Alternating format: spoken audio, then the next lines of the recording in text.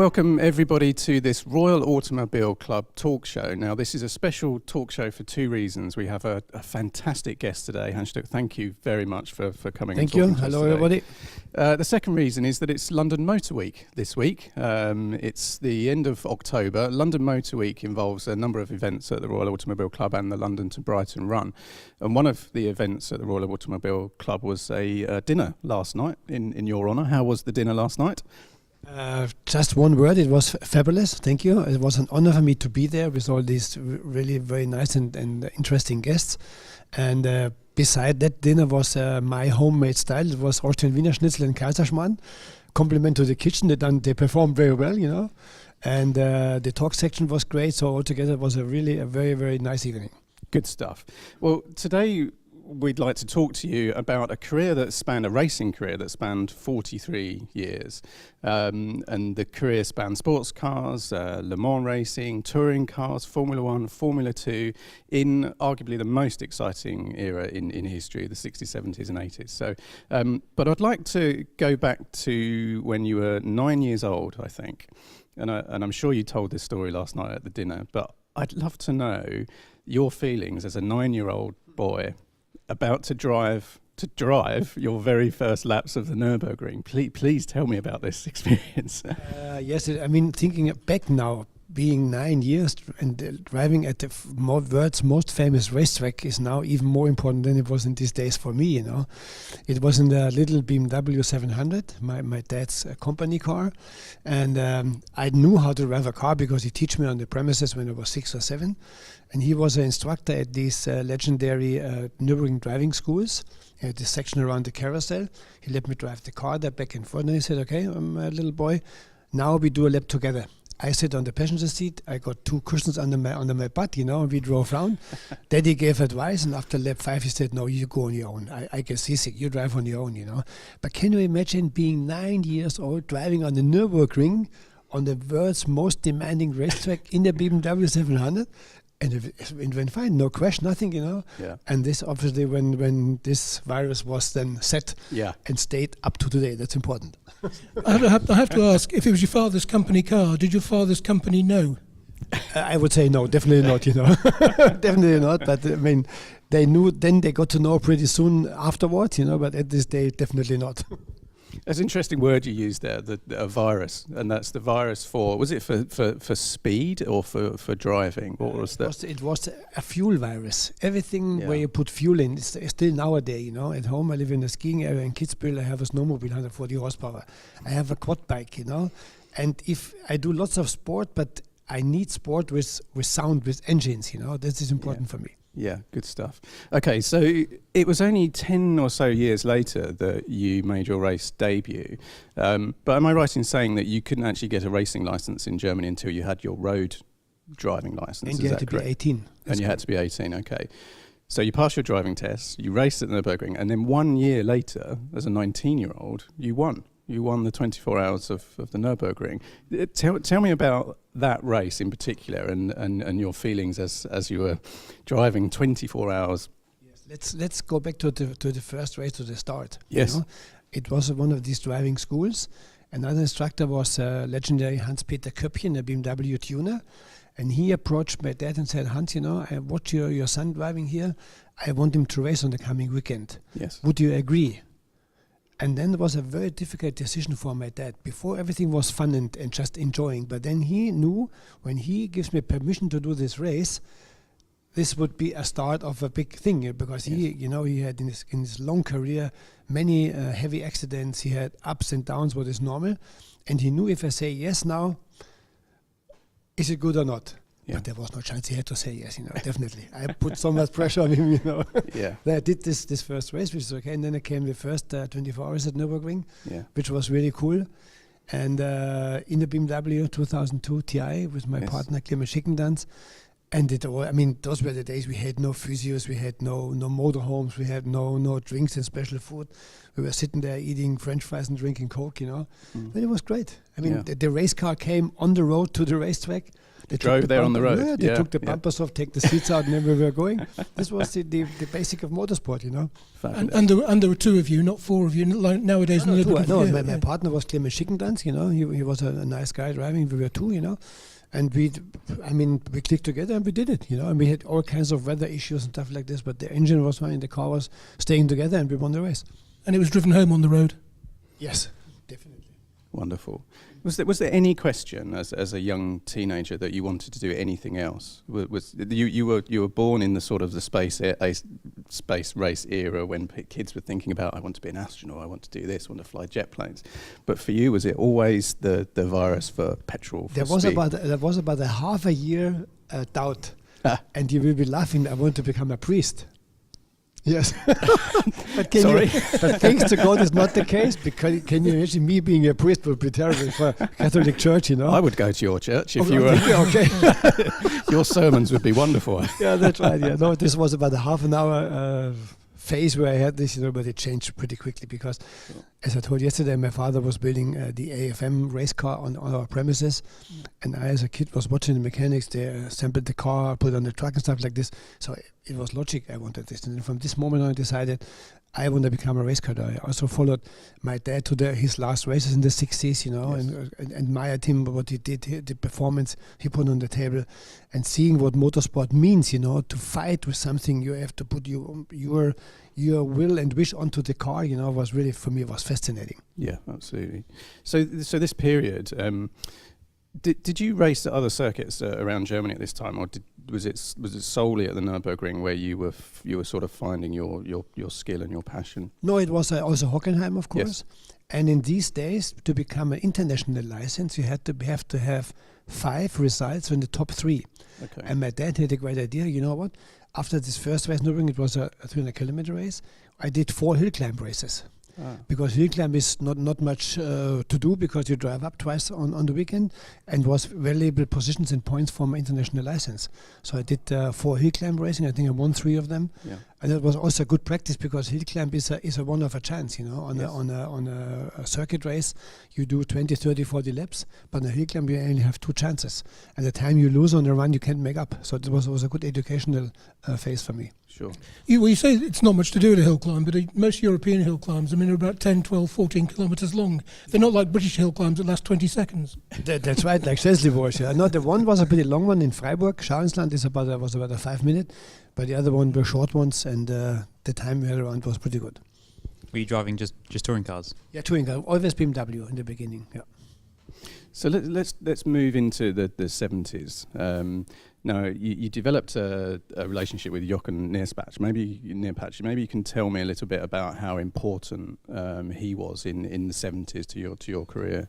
Yeah, I did the first years with BMW, with Köppchen, Alpina, and then Jochen Nierpatsch, who was in these days race director of Ford Motorsport in Cologne. He approached me and said, look, I've watched you, I've seen you. He actually talked to my dad, and I think you're an interesting kid. I see you have a lot of talent. Would you be willing to race for us in 72 in the German championship? Mm-hmm. My dad said, yes, thank you, good idea, signed a good contract. So I went up to Cologne and won this Deutsche Rennsportmeisterschaft in 72. Also won then the race in Spa with Jochen Maas, 24-hour race. And then, funny enough, Jochen Nierpatsch moved from Ford to BMW. Yes. Because BMW changed all their racing things and everything, and they hired Jochen Nierpatsch, who was definitely in these days one of the best as a race director. And then Jochen Nierpatsch said, Hans, you are Bavarian, you have to drive for BMW. So come with me, which was a good chance then. So I came back to BMW with Jochen. And Jochen then was really taking good care of my career. He brought me into Formula 2 because of BMW did this Formula 2 engine. Then I came via Formula 2 into Formula 1, and then went with BMW to the States and this and that. So it was definitely the right step. Also, what you need in life is luck. If Nierpatsch wouldn't have moved back to BMW, I would have ended up, So you see, Yeah. That's life. Sure thing.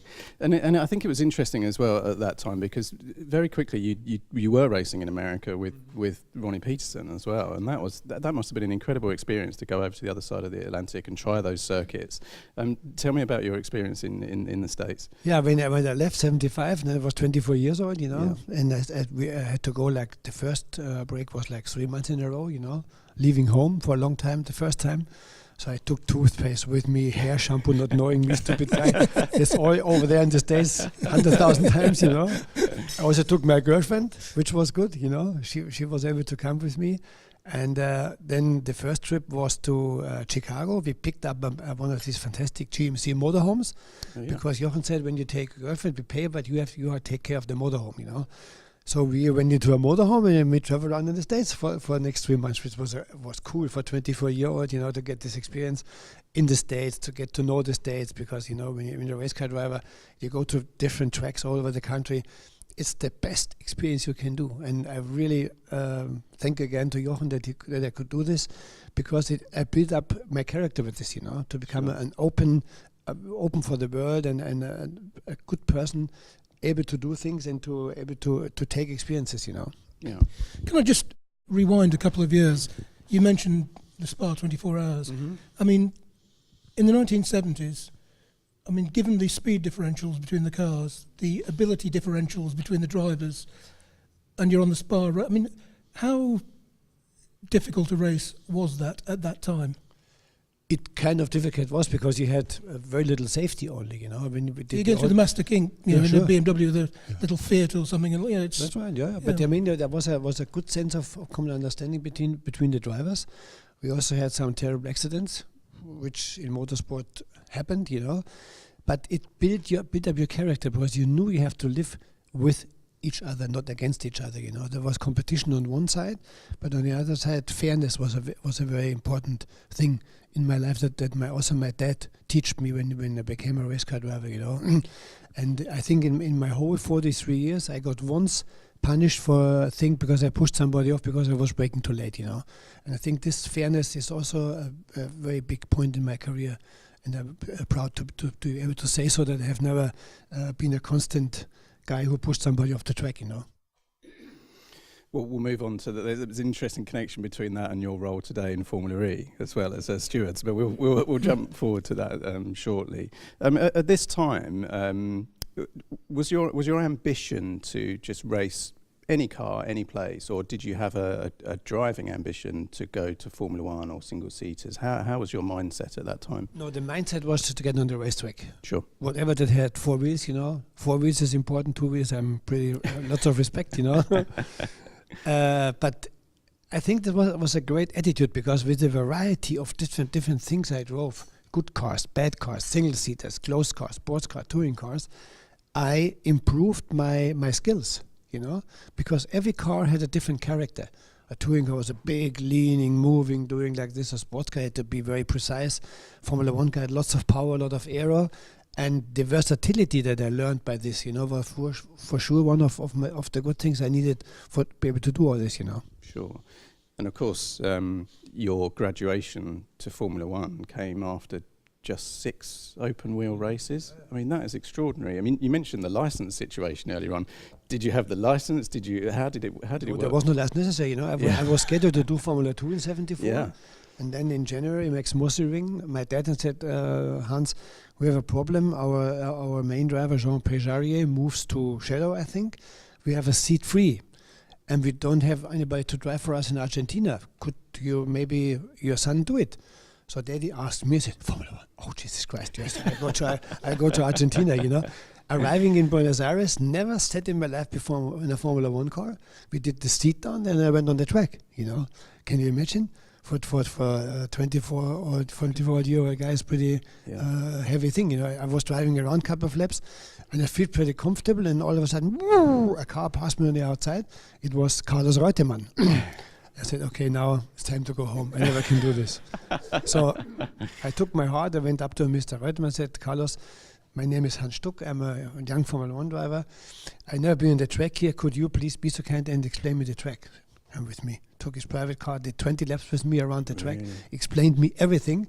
and I was like 15 in qualifying, which was cool for my first event, you know. Yeah. So thanks to Carlos, you know, he showed me a lot, you know, and that's how I all started. But the pressure was immense, you know, as you can imagine. Did you have pressure? Was it pressure you put on yourself, or was it pressure from your father? Was it pressure from the team, or myself? on I mean, yourself? all of a sudden, as a young Bavarian chicken, being with all those guys, Nicky and Carlos Reutemann and Carlos Pace and Claudio Gassoni. I mean, Jesus Christ, you know, me, the unknown person from the mountains, you know, in the top class of motorsport. Can you imagine with this age? I mean, now, because everybody is so young, it's not a big problem, you know. But for me, it was a big problem, you know. Yeah. But I managed it. It was okay. And after the first 2 or 3 races, I was pretty familiar with what was going on. But you were still balancing other drives as well. You I had still to. I had contract. Yeah. I had to, you know. Yeah. So I was telling yesterday, there were 3 weeks in a row I did touring car, Formula 2, Formula 1. You know, and once I remember there was a Formula 1 race in Brands Hatch on Saturday, because racing is here in England on Saturday, and Sunday was touring car race in Diepholz on the airport in Germany. So I flew over on Saturday evening, did Sunday the race in German touring car, you know. Yeah. Good. So how much time did you spend at home during this period? Enough to change laundry, you know. Yeah, I'm sure. Simon, I can see you got a Capri question, haven't you? Or was that the Spa? No, not yet. No. No. Well, that was the Spa question. I was going to ask. I mean, how comfortable or how quickly did you feel comfortable in Formula 1? Because it was so different, and you got there so quickly. You know, you see my height, 6.4, you know, was a bit of a problem. I was always sticking out of the car. Above the into the airbox. Of the airbox, which was bad for the air coming into the engine. And also from the wind resistance, you know. You could see that I was lacking maybe 200-300 revs on the end of the straight against my teammate like Ronnie or so. But there was no choice, you know. It became difficult when there came a rule that you have to put a piece of wood from the front roll bar to the rear overall hoop, you know, and the driver had to be below this. So I really had to wind myself into the car that fits, you know. So being in a Formula 1 car, sitting was not very comfortable, but I mean, what do you want to do? I had to. And then so after this third, fourth race, then I began to know everything. I learned the system, I knew how it works, how race strategy works. No, it was okay. Must have been quite difficult when you were given the offer to think, if I perform badly, maybe that's it. So did you think maybe I'm not ready, or was it? I mean, this was always the pressure behind my neck. You know, I mean, if I'm not giving a good job or crashing all the time, I know I would lose my seat. You know, so thanks to a good education and thanks to the good genes of my dad and my mom, you know, I was able to manage it. You know. And was it a free drive with March? Because Max wasn't known for giving free drives. Yes, I even made some money, a little bit, you know, a little bit of money. There was some money, got the expenses paid, and got I think it was $5,000 per race or so, which was good for 24-year-old, you know. And then of course when Jägermeister came in later, now there was some big money for these days, of course, you know. There's a question here from a Griff Jones, which refers to the 1974 Monaco Grand Prix and the March time. So there was the accident, of course, and Griff mentions that in Mike Lawrence's book about March racing cars, there's a passage regarding your accident. He writes, Stuck's car launched into the air and into a spectacular crash. He escaped without physical injury. What it did to his edge is another matter. He was never quite the same afterwards. Do you agree with that assumption? Absolutely wrong. No? You know, absolutely wrong. I mean, the thing was because James closed the door, which happened in Formula 1. I went over his with my left front over his right rear, so the car moved up in the air. And a picture, never forget this, because on the right side was a fence, and there were people leaning over the fence. You know, so it was just like the car didn't go into the fence area because it would have for sure injured many people. So the car went down again and then hit the guardrail. But physically, the crash was not bad at all. And it, for sure, remembering did not harm me in any case. Definitely not. No. So, I mean, this was possibly the most dangerous era in Formula 1 racing in the 70s. You better believe it. I mean, it was it was one after another. I mean, how did you manage to continue racing to put this stuff aside? This is a question I've been asked a couple of times, you know, and it is a very lucky thing that is in my head, obviously. You know, when I lost friends like Ronnie or Gary Birrell or whatever, you know, or Tom Price in the States was really involved in the accident, I was shocked, really shocked. But when I got to the next race weekend and sit in the car, there was a switch that switched it off. And I did not think 1 second about it, you know. And this was very lucky for me, because if I would sit in the race car before the start or the practice of the race and think about what had happened a week ago to my friend, I wouldn't be able to drive. So there was an internal mechanism which I can't explain, that it just wasn't there, lucky enough. Same with the Le Mans accidents, where I lost my team partner and friend Joe Gardner, you know. I had to continue and win the race. When I stood in the car, it just wasn't there, thanks to God. Yeah. But I can't explain. And another related question from Giovanni. There's a video clip of the 76 German Grand Prix at the Nurburgring.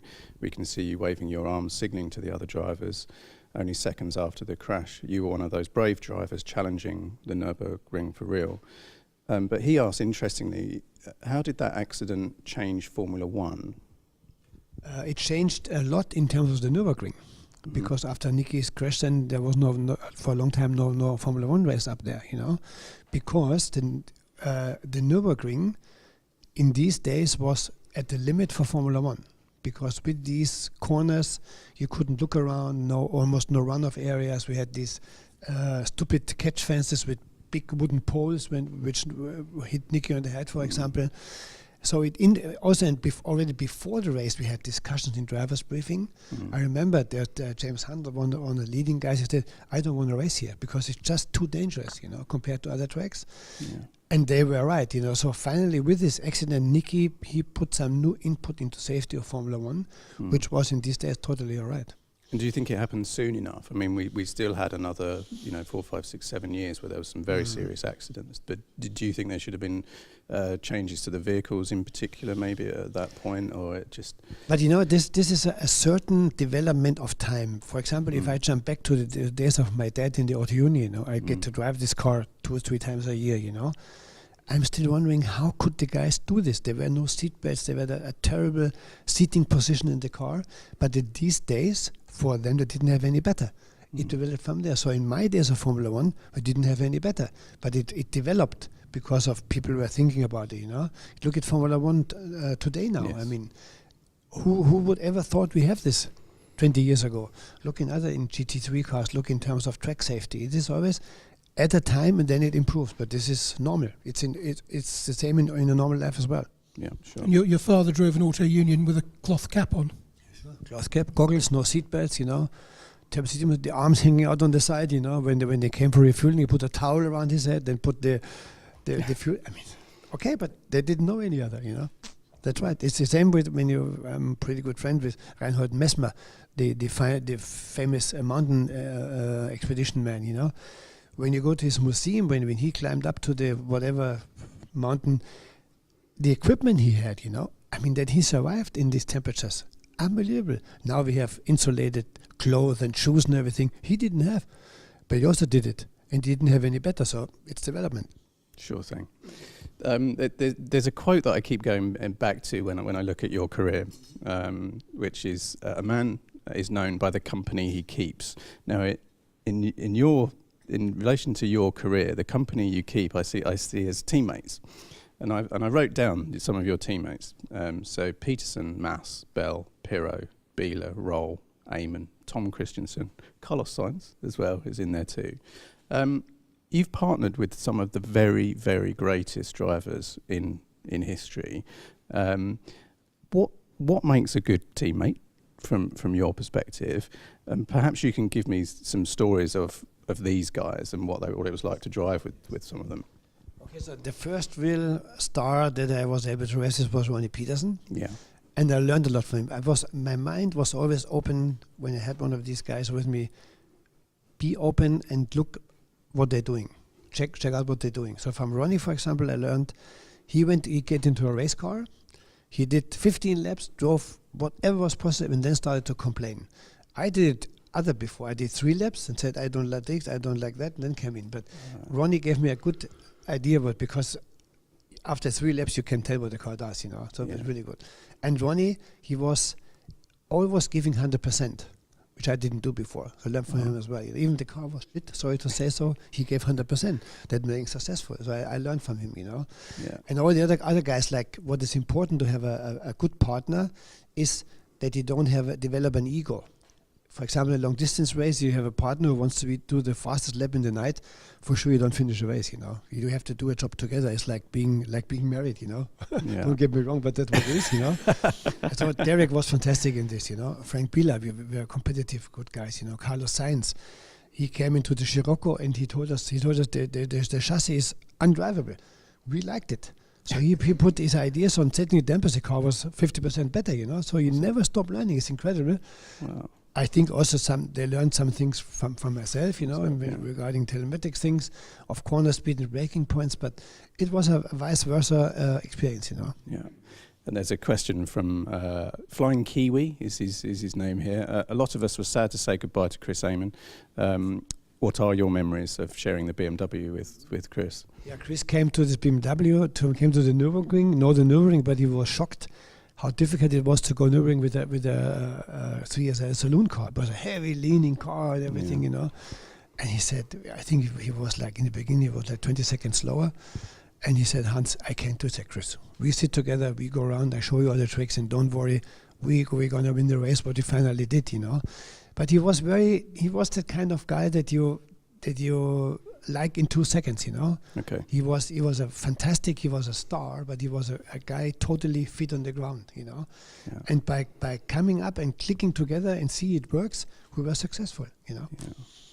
But you have to be open-minded, There were some guys I did not get along with. I don't want to mention any names, but it happens. If you're too different, it doesn't work, Sure.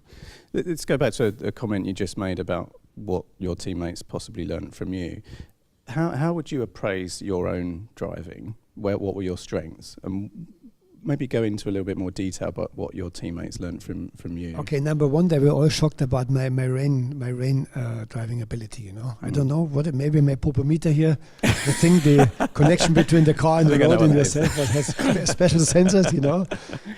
But in the rain, I was always pretty good, and they were always said, "How is he doing it?" I said, "Because for me, when it comes to rain, I'm excited to master the rain. All the others, or most of them, they were scared of the rain, aquaplaning and how to put the power down. To me, it was fantastic to be forced to be gentle, to try them every lap, go a little bit faster, because it changed in the wet. I loved it.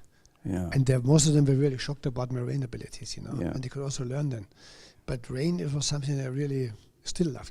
Yeah. Was any of that down to your background, your upbringing? Coming from the mountains, winter driving conditions, did that sort of help? Maybe winter a little bit, because in these days there was no salt on the roads and stuff like this, so you had to be. You didn't have winter tires. This is also because like Mika Häkkinen, Mika Salo. Now you have drivers like Valtteri Bottas. They are used to days of like 5-6 months winter in the year, so their reflexes and senses are maybe better than like in England have almost no snow during the winter. Makes sense, yeah. And we've talked about teammates. Can I ask you about team principals, or one team principal, for whom you drove in the mid-1970s, Mr. Eccleston?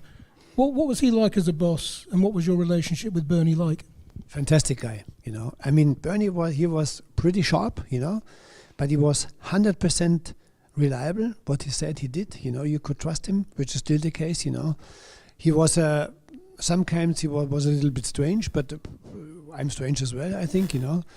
But he knew exactly what I was talking about. I mean, what would Formula One be if he wouldn't have managed it the last decades? He was a very good businessman. He was a smart team owner. He was a smart businessman. He knew what was going on. Really, I must say, to race for Bernie, apart from the days with Porsche, definitely the best man I was allowed to work for. You say you can trust him, but the way he signed you. I mean, you know the story. When I came to his office to sign my contract, he asked me how much money I wanted. I said, like the money I got the year before mostly with March was $100,000. Had to take care of my mom, everything. And then when we discussed, the phone rang, and it was obviously Arturo Merzario on the phone, the Italian Formula One driver, and they talked a little bit. Burning up and said, Hans, this was Arturo. He's going to race for me for 30,000. You have 5 minutes time to think.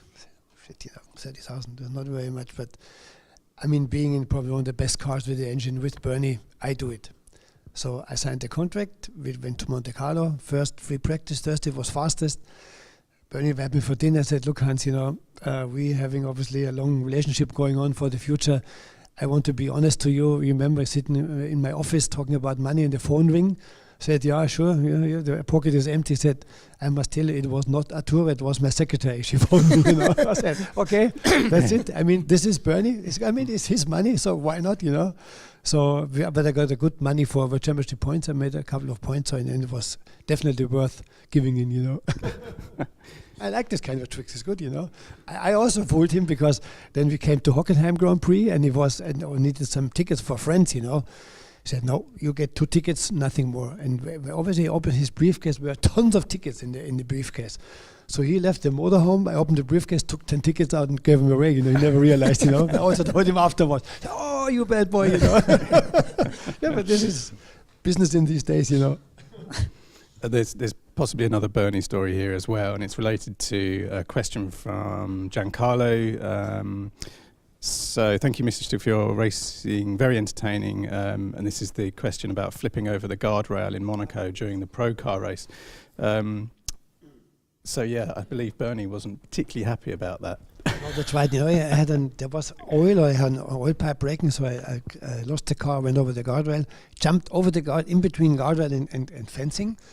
Could hardly get out, and it took a while to get the car, and the guardrail was damaged. So that meant that the official qualifying had to be postponed, And with the slot times for television worldwide, Bernie was very upset. You idiot! Why did you do this? Now we get problems with television. Yeah, Bernie, what can I do? Now he was very much upset about it.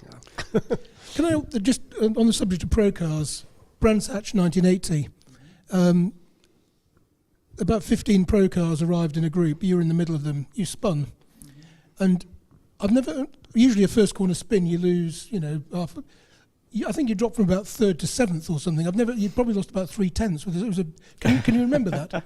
I remember, but 3/10 I don't. It's not correct. No. But my good luck was that I managed to bring the car back into racing direction, shifted back in first gear and then accelerated again. Because when you didn't emerge last, you were still in the middle of the pack somewhere. Yeah. I mean, this is a time to when you feel you lose it, then the first thing is what I'm going to hit, but there was room, And then when the car starts to spin, then you can influence it by braking or even put the throttle on to get it back into the right direction.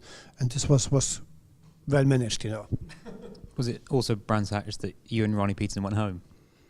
Yes, there was another race with BMW, 320 Turbo, and after the start, after 2-3 laps, I crashed the car in the back of the track, and I think it was over the guardrail, no, but it was sitting somewhere, and I got out and I see everything, parts hanging off and everything. So I walked back to the pit, said, Ronnie, sorry, I crashed it, but we go home because it's over now because the race was going on.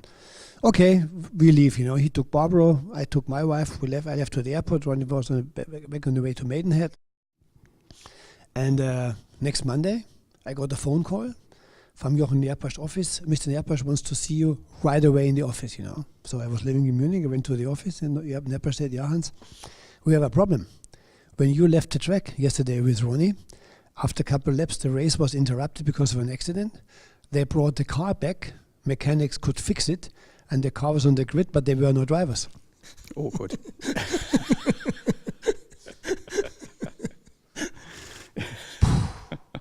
And then he said, my dear friend, the only luck is that also Ronnie was gone. He would have gone alone, I would fire you now, but he couldn't fire Ronnie Peterson and myself, so we had to pay 10,000 Deutschmark fine, both, And then we learned a lesson, definitely, Never leave the track before the race is over, But if we do it nowadays, impossible. Sweating right now.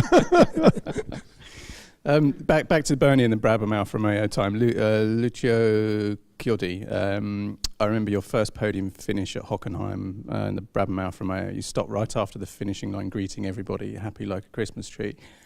Because I That's a had to great stop line. because I ran out of gas. There we go. Going into the last corner, I feel there's no gas, and then there was a big headline in a German Bild newspaper.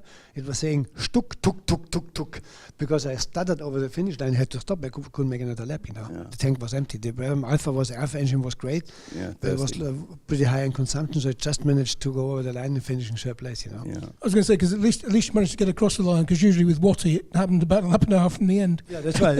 Exactly. Yeah. But it would be a problem for now because now they think you have to finish the last lap. Yes. That's right. Yeah, So and you have to have a certain amount of fuel left in for a these sample. days nobody wanted Yeah. to know about this. And then again, related to Bernie, there is a story. You can tell me whether it's true or not about whether Bernie put pressure on you at what could have been your last race. He said you need to win this race, and you had pole position. So that's true. So Bernie said, if you win this race. And you get a contract for next year because Parmalat wanted to have a Grand Prix winning driver. Yes. I hadn't won a Grand Prix so far. I was on pole. Next to me was James Hunt. Said, Bernie, you go out and win, and you can get a contract for next year. I said, super, let's do it. So I had a pretty good start. But at the start, the clutch cable broke because in these days the Alpha had a clutch cable. It was not hydraulic clutch, which was in these days sometimes happen. And I knew by leading the race that I have to do all the shifting with the 7-speed gearbox without a clutch, Right. And also had to change tires from wet to slick. So how should I get off in the pits with having no clutch, So I was a little bit nervous, and then made a driving mistake in a corner up the hill. I didn't get into gear, and I spun, I stopped, and that was it. I knew that now my dream exploded, because not finishing the race, not winning, no contract. Yeah. And Bernie said, sorry, I told you to get a win. I said, yeah, but it was your problem with the bloody clutch cable. It's not my problem. You didn't win the race, so you don't get a contract. Then Nicky jumped in then, So that's life. Yeah. One time you're lucky, one time you're bad luck. Yeah. Well, maybe this was a trigger for kind of a second career when in the 80s and sports cars. That was a fantastic period for you, wasn't it? That was, was it? Again, was it an ambition as Formula One kind of closed its door that you would look to sports cars again, or was it always running parallel? No, my main goal was to stay into racing, Yeah. So I had my backup with BMW with touring cars, which was nice, but it wasn't Formula One. And then when this Porsche 956 came and 962 came, Walter Brun, my Swiss teammate in BMW, before I raced for him, he bought such a car, and I got the chance to go into this Porsche and show my skills, And then when Stefan Belloff left the Porsche factory as a driver, I rang Porsche and said, here, Mr. Professor Bott, I have no contract for next year. I know Stefan Belloff is leaving, and he's a driver. You really? You want to leave BMW? I said, for Porsche, yes, why not? Okay, come next day, and we signed a contract, and I got really a chance for my second career.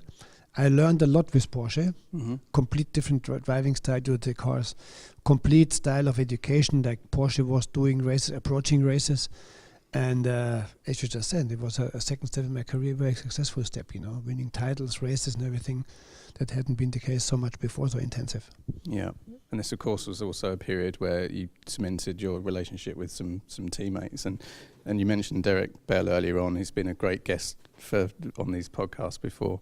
Can you tell me a little bit about sharing a car with Derek and why you seem to have such great camaraderie and sympathy with each other? Derek was helping me in '73 in Formula 2, I was in a STP march on the way in Hockenheim and was actually on the way to the pits, and he passed me, he slowed down and made like this sort of follow me sign. Maybe he followed me before, I didn't know.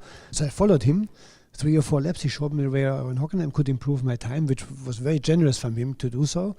And that's when we became friends. After we always stayed together for a long time, and then I obviously read about his success with Porsche and everything. And then when I joined Porsche, the Professor Bott asked me who you want to be teammate with. You want to be teammate with Jochen or with Jackie or with Derek? I said, Derek Bell, this is my man, because we're also a bit similar in size, we knew each other well, we had a good sense of humor, common understanding. And this was a good choice, because Derek, when we were together in the car, we never had any problems. We knew exactly what we could do, what we can do, what we should do.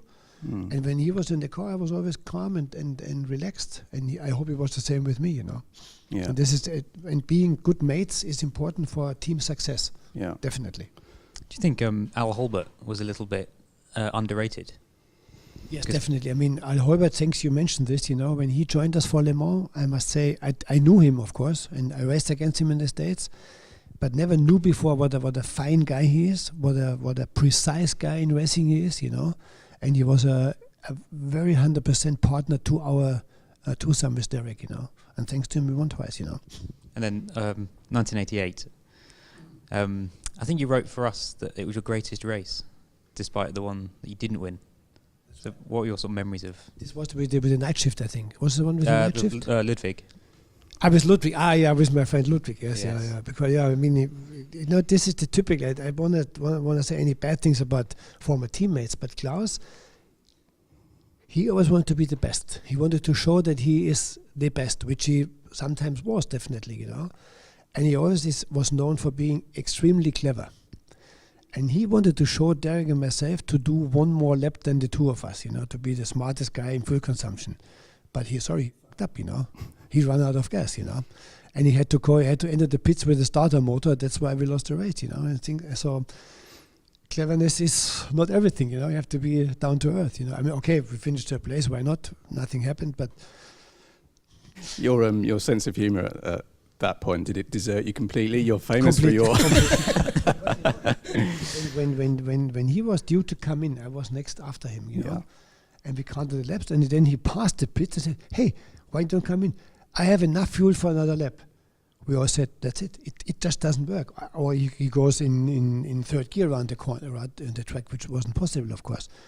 And then we see him coming, and all of a sudden he slowed down. And then okay, that's it.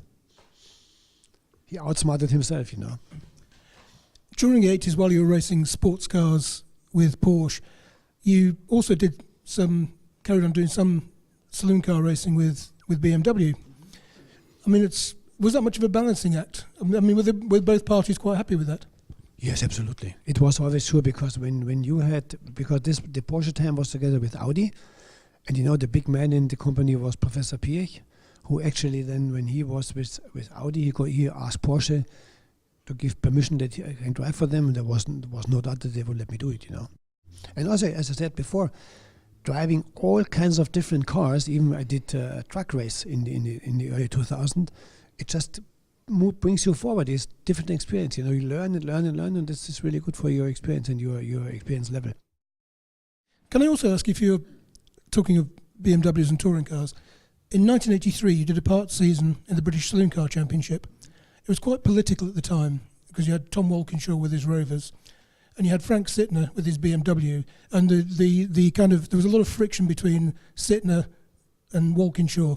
And then you arrived, and instead of teaming up with Sittner against Walkinshaw, we then had Sittner against Stuck against Walkinshaw. And I was covering the championship that year, and it was great fun. But what are your?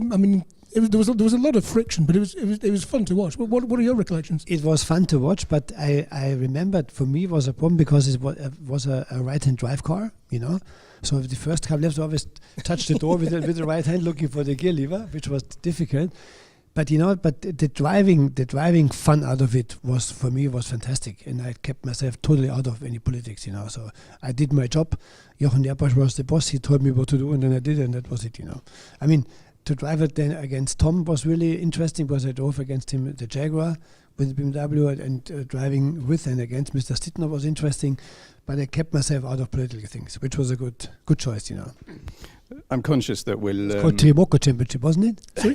It was called Trimoco Championship, wasn't it? Yes, the Trimoco or Tri-Central. Yeah, yes, exactly. Very good. Bring back good memories, I'm conscious that we'll run out of time if and we won't get to our reader questions. So I'll go jump into our reader questions. My pleasure. Yeah, there's two here, and I'm going to go back to the sense of humour one. The first one is, who made you laugh the most in Formula One? And this is a question from Anthony Jenkins. And then I have a follow-up question.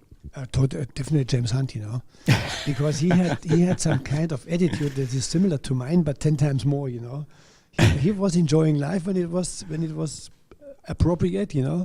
He was full of shit, and that's good. So we had fun together. Yeah. One thing I didn't do, I didn't drink. Up to now, I do not drink. Maybe a little gin in the evening, but very little. But the rest, we were like, it was just fun to have him, around, Was James underestimated as a driver because of his? No. He did his job. I mean, he was able to enjoy life, and performing 100%. This is something that I really also was aiming for, because it's great. Because if you look at some drivers, they're so focused, there's no life around them, Yeah.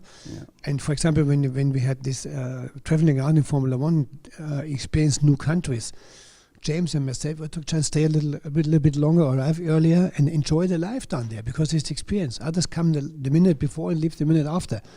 Terrible, isn't it? Not getting any to know about the country, about people, because this is experience that also builds up your personal character. Yeah. Practical jokes. I'm going to ask about practical jokes, and there's one story that I managed to uncover from the internet, which was about how you managed to make another driver crash using the assets of a certain another lady. one story. Perhaps that story can be. Okay, we were in 75 doing IMSA race in the States with BMW with my teammate, Austrian fellow, very funny guy, Dieter Quester. And in these days, I had my girlfriend Muki. She was with me in the States, I told before. And Muki was well known for the size of her breast, And Dieter always wanted to see these breasts without anything covered, which of course is not possible, She was my girlfriend, So at this race in Riverside, we were standing. Dieter was driving practice, and Muki and myself watching in turn number 9, which was a second gear 90-degree turn.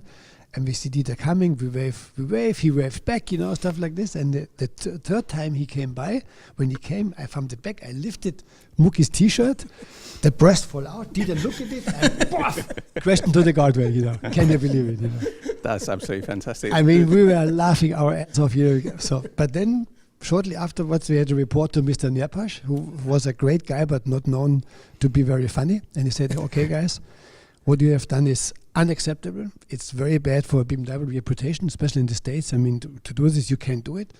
And the punishment will be that you have to pay for the repair of the car, and we will not reimburse you for the expenses.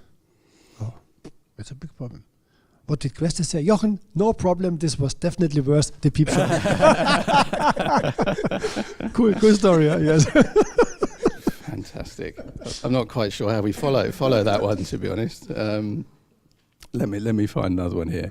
Okay, let's continue on the American theme here. So this is a question from Jamie Smith. How did you enjoy racing in America, and in particular the Trans Am series in the Quattro Audis? You usually won when you raced the 200 Quattros in '88. And where does that car sort of rank in your personal pantheon? Tell me about First of all, my years in the States were, of all my experience in many years, were the greatest experience. States is a fantastic place for a race car driver. The fans are really cool. Lots of respect. It's a good going together. They really enjoy when you do something. Maybe also because I came there as a Bavarian guy, invented yodeling there on winning. I was standing on the podium, winning, said "Olite, olite," They loved it to get this experience done. Maybe this was the reason for this. Always the open guy.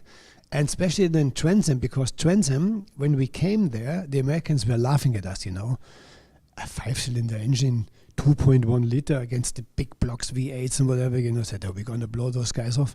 But they forgot that we had all-wheel drive quattro system, And we really shocked them sometimes. And it was cool racing with Pete Horsma, all those guys, And what always was good in the States, there was fair racing. You bump each other sometimes, but even you go and have a beer together. That's totally different here in Europe, Like I mentioned Klaus Ludwig, we never met privately in the last 150 years, for a beer.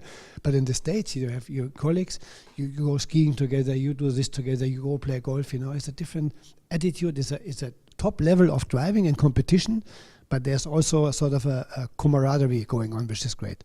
Sure, okay. Let's move on to another question from Lucio Chiodi. What did your father tell you after that podium finish in your home Grand Prix? He was very happy. He was actually on the podium then, maybe how he got the idea. And you could see he crying some tears, He wasn't in the best condition of health. But of course, maybe in this moment, I did not really realize what it meant for him. I realized when my son was the first time on the podium. And then I realized what it means that your own blood and meat is on the podium having won a race, Then I realized what my dad must have felt when he was on the podium with me, you know. Sure. Great experience, you know. And especially when I was the first time on the podium with my son Johannes, winning a race at Nurburgring. We looked at each other. You see me crying also, and Johannes said, "Daddy, I know what you're thinking. You think about your dad. He's watching us from the top, or maybe he's in hell. We don't know yet." You know? Yeah, but those are really very. You see my emotions right now. You know, thinking about my dad, thinking about being on the podium with my kid. You know, I mean, those are moments in your life you definitely never forget, and you are very, very privileged to be able to experience these moments. You know. Sure. What do you like as a racing dad? Do you stand back and? Yeah, absolutely. Same like my dad, you know. I mean, when it really gets a little bit wild, I say, "Hey, my friend, watch it," you know. But which is mostly beside the track. No, when they're on the track, you can't do anything because you're not in the car. You're not aware what's going on. So step back, be there, be a friend, be there when it needs to be necessary. But then. So we have a related question from Robin Arnott from the Netherlands. Maybe he asks if you can tell us about experiencing driving the Auto Union that was driven by your father, and what it's like to drive that car. You mentioned it earlier on, but it's a hell of a car, coming isn't back it? to emotions, you know. I just had it 2 weeks ago. There was an event in Austria, the famous Großglockner hill climb, Yeah. which goes up the miles into the mountains. I was driving Dad's car again, and imagine number one, going to this car, knowing my dad was sitting in there. Then I have his original goggles. I have his head. I have his gloves. I'm using the crest of our family ring is my ring. And then driving up there, imagine what those guys have experienced in these days. You know, I mean, lots of power, very bad road holding, bad brakes. You know, and there were of course on this hill climb no guardrails. If you missed it, you fly down a couple of miles. You know, into the rocks. And then coming up on the top and you see the people, and I have some tears because emotions coming over me, because being able to do this and experience what they have mastered in these days, you know, is a fantastic thing. Yeah. And I'm so happy that I can do this, you know. And the funny thing is, Johannes, my oldest son, he says, "Daddy, I want to drive this car from Grandpa. And when you have an event next time, just say you are sick and I jump in." You know? And I hope the Audi will let him do this, because then we have 3 generations in a race car, which must be really fantastic, you know. Yeah. To get also to show Johannes what kind of a brave man his grandfather was, you know. Because you mentioned no brakes, no grip particularly, but lots of power. Lots of power. Yeah. I mean, still up the Großglockner, and the problem was that you sit in the car a lot of, in front of the turning of the center point. So when the car oversteers, you realize pretty late, you know. I had this when I did the Monaco Historic Grand Prix. Of course, I go very decent. And people say, "Hey, you're going sideways all the time." You don't feel it because you sit in front of the center point and the back swings out a little bit, and you don't realize. You know, it's amazing. Yeah? What kind of driving skills they must have had. And the engine is still nowadays fantastic engine. The response to the throttle is great. Yeah. The torque is great. Everything, and it revs perfectly, and it runs number one. You know, Yeah. Cool. Fabulous. Okay, so. A question from A.S. Gilbert. If Hans Stuck is in the mood, I'd like to hear the story about Nelson Piquet and the pen. This could be Nelson Piquet. Fry pen or Is it a pen as in... Kugelschreiber. I need the guy's telephone number. We will get back to you, Mr. Gilbert. We will find out. Please connect us, and mean I a will pen? be able to. Or do you mean a pen as in where, you know, like after the race where there's a pen? Those didn't exist, and I think it means one Means of those. the pen. Okay, Yeah. we'll find out that one for me. Okay. That's a mystery, isn't it? Please connect me with the guy. Give I me will. my phone number. Yeah, no I problem. will check it out for you. We talk Yeah. about this. Well, this one may be this one I suspect will be slightly easier. This is from Matt in South Korea. Some stories about Vittorio Brambilla. Yeah, So, Brambilla Gorilla. You know? Yeah. Yes, he was my teammate. He was really a sharp guy. But what take me most wonder was the amount of alcohol he was drinking before the race. Okay, he's Italian, so red wine is like tea for me, obviously. But every evening before the race, I think 2 liters of red wine were normal with Vittorio, you know. And he was fast, you know, he was focused. And I just can describe it. So the word Brambilla Gorilla meets exactly what Vittorio was. But he was a fine guy, you know, a very fine guy, a straightforward guy, a great teammate, an exceptional driver. Yeah, but he liked to drink. I mean, okay, that's different. You know, like the Lieutenants drink espresso or red wine. I prefer tea. Coffee, tea, or me. You know. Okay, we're jumping around a little bit here now. This is from Nick B. I'd like to hear about Grand Prix Masters. How easy was it getting back into single-seater mode, and how near 10/10 did you actually get with that car? Yes, a GP Masters was a fantastic invention, you know.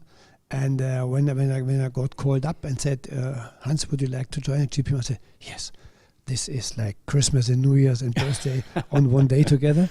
And getting back into a new day single-seater was a great experience for me, because from my times of single-seater, I was the last time in a single-seater was in, I think it was 91, when there was still BMW Turbo. Was it 91? 91. And then I got the chance to drive this car the last time, and I was shocked how much power this car had. But the GP Masters car with a normal aspirated engine and this fantastic chassis, it just, I mean, I loved it, you know. Yeah. And I did the first test in Silverstone, and fine enough, I got right into it, you know. And fighting with the other guys and being able to be with a guy like Nigel Mansell or Jacques Lafitte was just, and Eddie Cheever, was not only an honor, it was a big pleasure. And you cannot imagine the fun we had, you know. And I mean, when for example, went to South Africa, people, or to Silverstone, people loved it. The fans were there because we had time to sign autographs. I mean, we were giving us hell together, but still the sense of competition was to have fun. And it was just great, you know. Yeah. We really a pity that maybe it was not very well funded. I would also say we received too much money. I would have driven also for free, you know, but they pay us a lot of money. Maybe just a little bit over the moon, but I would love to have this back, definitely. Great. There were some good talks already with Bernie to have in GP Masters in some of the GP weekends, you know, which would have been fantastic. Yeah. But unfortunately, it didn't work. Still have some T-shirts at home. What do you remember of that? Sorry, I didn't attend any of the races. I mean, I remember the first. There were only 3 races, weren't there? I think. Only 3. Silverstone, Qatar, Kyalami, Silverstone, and Qatar. Yeah, it's interesting because obviously the pro car, it was a similar format to the pro car. Mm-hmm. Right. If you were to create a formula today for a kind of a legend series, would you use a fast single seater, or would you use more of a sports car for that? That's a difficult question, you know. I think it should be a single seater, you know. Mm-hmm. Something like the GP Masters car was, you know, a good chassis, fast, you know, pedal shift gearbox. What is, I think, is important, same aero for everybody, you know, not any aero tricks, so you don't have dirty air. We could overtake everywhere. I mean, nowadays the aerodynamics is created to produce dirty air behind the other car. Nobody can pass you unless you do this bloody DRS system activation, which is totally crazy, you know. But this was racing back to the basis, you know. Was really cool. Let's now talk about today and Formula E. Can you maybe tell us a little bit about your role at the moment with Formula E and what you've got coming up? Yes, in Formula E, I have the pleasure to be chairman of the stewards for a couple of races every year. So next season will be Marrakesh, Rome, Zurich, and Germany. Without the 4 races, I will be able to perform as chairman of the stewards. I like the idea of Formula E because, I mean, it's an interesting alternative which fits into the future in nowadays with electro engines. I hope it will never replace Formula One. I'm very honest, because this is a different story. But the main important thing is it brings motorsport back to metropolitan cities. You know, it brings motorsport to the public. It's great. It's a one-day event, which I think is great, because we should really listen to the fans, what they want. Do they really want to sit 3 days on a plastic chair and watch Formula One, you know? Or can we maybe 2 even in one day, you know? That's pretty good. Then I like it. What people don't understand often is the being interactive with the spectators, the fan boost. That means drivers have to be nice, have to sign autographs and be nice to the public. Good help, you know. So, and the racing is good, because I have, for example, as a driver steward, Bruno Senna or Andy Suchek, they drove Formula E. Yes. And they were telling me the car is pretty difficult to drive. It has this immediate power. It doesn't have too much aero. It hasn't got the fantastic grip from the tires. So the driver is actually the key factor of winning a race or not, but I think is very important, you know. Yeah. And for me, it's great. I'd be happy to be in there. Thanks to Mr. Todd. You said earlier on that back home you've got a snowmobile and all the other toys, and you liked the smell, you liked the centre petrol, and you liked the noise. So how do you feel about Formula E's? Like, well, I mean, you can hear the tyres and you can hear the gear changes, but you don't mind that. I can tell you a good story with this. I was at the first Formula E race in Miami, one of the first races with my wife. And I said, we went from the hotel to the track. I said, honey, is this racing? You don't hear anything. I don't like it. This is not racing. She said, honey, listen. 43 years you put earplugs against noise in your ear. And now you complain because there's no noise. Think about it. And she's definitely right. And I tell you, it takes 2 or 3 races to understand the system, because in the end, it's when you hear the commentator, you hear different noises. You hear the shifting, you hear the tire squealing, the braking. You hear if somebody's crashing sometimes, you can hear it. And it's a good alternative. So why? I mean, I'm used to it now. I don't miss the sound, because I still have the sound in other events, which is obviously good, you know. But for this event, I think it's great. With your steward hat on, just going back to Max Verstappen at Austin, what would you have done? Would you have given him the penalty as a steward? I mean, as an FIA member, I have to be careful now. But I think we have to find a good solution with these leaving track or not things, you know. I mean, there are some, in general, you can, if you do this or that or not. We had the same now with Sebastian Vettel in Mexico. He left the track. There was no penalty. I think it's time, for the sake of the sport, to find a good system for whether let them go where they want or have the same form of penalizing if this happens. You know, you can do it either here, this, or either in that way. That has to be the most important step for the future, to find a solution. What can you do, or what will happen if you do it? That's important, because if we do it like we have done it now with Max, you know, I mean, he took his chance, so he cut it off. But the same was with Vettel in Mexico, and he did get no penalization, so that's not good for the sport. But I'm sure that Hans Stuck, the racing driver, you would have attempted exactly the same manoeuvre that Max did, wouldn't you? 1000%. The hole is open, you go in, you know. 1000%. That neatly summarises your career. I have to thank you very much for a wonderful hour. Really, really fabulous. And also thanks to Simon Aaron, our features editor, and to Jack Phillips, our digital editor here. What a wonderful hour. I really hope you've enjoyed that talk show with the Royal Automobile Club. We'll be back soon, and we'd love to invite you back for another one soon as well. Definitely. I hope you enjoyed it, the public. Always nice to be here. It's an honor for me to be here. And please keep on racing. Thank you very much. Thank you.